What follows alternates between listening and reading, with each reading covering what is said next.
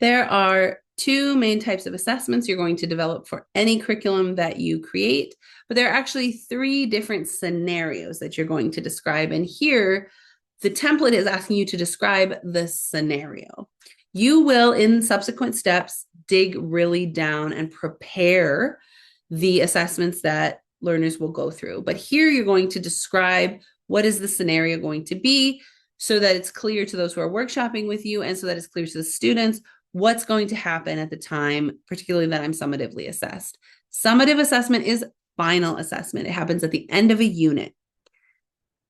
Occasionally, there may be some gray area, but for the most part, when students complete the summative assessment activity, whatever event happens, whether it's a presentation or a performance or an event or a discussion or whatever happens, they present their product at that event, that's it.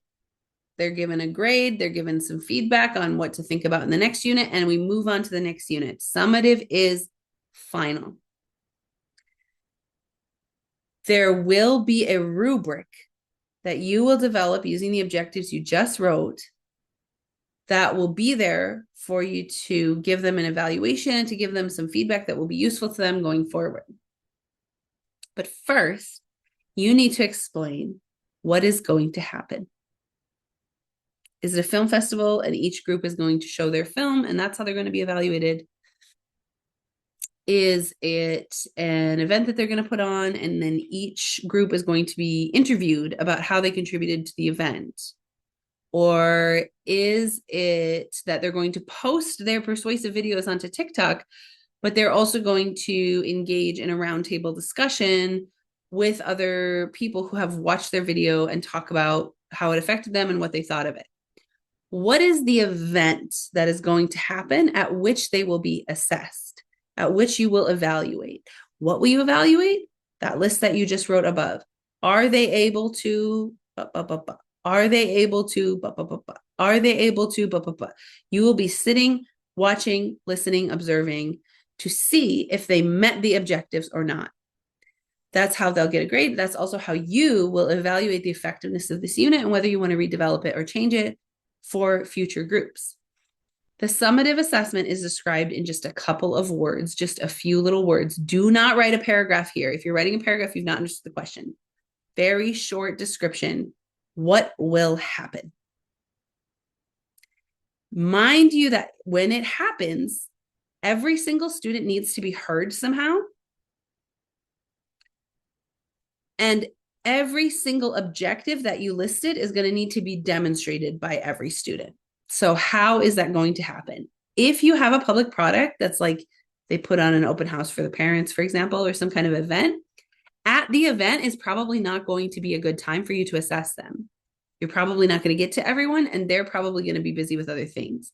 So you may want to do a mock event the day before, or have the event that is the assessment maybe be a presentation or a discussion about the event the day before it happens, and then it happens. So it is okay if the product happens one day after the final assessment, but the final assessment needs to be in a controlled enough environment that you are going to get to witness each and every student doing or not doing the full list of objectives. You may at this time realize that you overloaded those list of objectives. Go back, adjust accordingly, working your way down. So in this red box, you describe the event, what happens. And then at the same time, you are now ready to make your rubric. Making a rubric is really simple. There's other videos about that.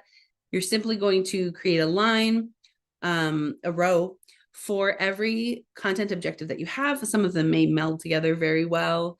You may add one for cultural values or something like that, but you will essentially give an evaluation of how well each student fulfilled each objective that was set out. And that will let them know and let you know how well your unit went.